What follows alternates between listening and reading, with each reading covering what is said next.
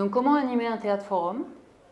Et quelles sont les compétences qu'un animateur de théâtre forum doit développer pour se donner le plus de chances possible que ce théâtre forum amène de la réflexion, de l'intelligence collective et permette aux participants de repartir avec une vision plus large de la complexité des problématiques et plus de confiance dans sa capacité à agir même dans une situation qui semble une impasse. Donc l'animateur de théâtre forum, on l'appelle le joker, sans doute parce que le joker dans un jeu de cartes, c'est la carte qui peut venir remplacer n'importe quelle autre. Et ça exprime assez bien le fait que le joker a pour mission, pour responsabilité, de pouvoir accueillir, entendre, reformuler les différents points de vue des spectateurs, de manière à pouvoir les aider à clarifier leur point de vue et qui puissent être accueillis.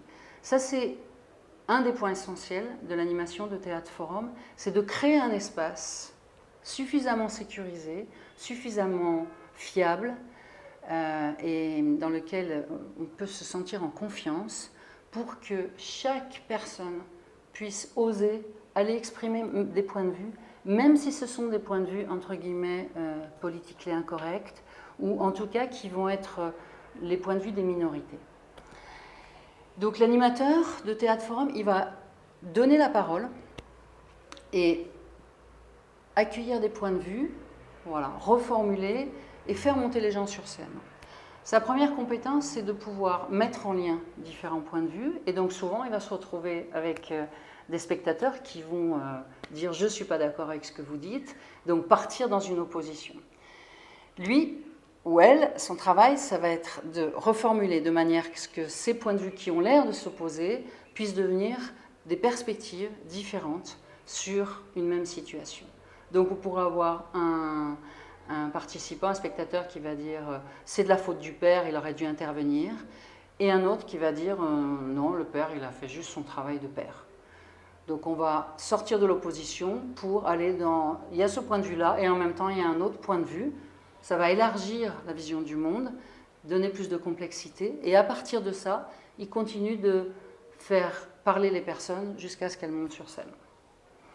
Donc c'est ce premier temps-là, et ça veut dire que le joker s'efface aussi, c'est-à-dire qu'il fait abstraction de sa propre réflexion sur le sujet, en tout cas dans un premier temps, et il tente de ne pas juger ce que disent les gens pour que justement ça puisse se transformer. Et en fait, c'est un des points, là aussi c'est un peu la puissance et la magie du théâtre forum, c'est que c'est en écoutant les personnes et en les laissant s'exprimer leur point de vue qu'elles vont ensuite avoir plus envie d'écouter les autres points de vue, et c'est ce qui donne le plus de chances que les représentations des personnes évoluent et que la conscience évolue. Donc premier temps c'est ça. Ensuite le deuxième temps ça va être d'accompagner les gens sur scène. Et une des craintes des jokers souvent c'est est-ce que quelqu'un va monter sur scène? Est-ce que quelqu'un est assez fou pour monter sur scène? Et en fait les gens montent sur scène quand ils se sentent suffisamment en confiance. Donc le joker va vraiment travailler son approche pour proposer à quelqu'un de monter sur scène ni trop tôt. Si c'est trop tôt, la personne risque de refuser parce que ce qu'elle veut proposer n'est pas assez clair. Et puis si c'est trop tard, eh bien, on est reparti dans le débat et on reste dans l'intellect, dans le mental.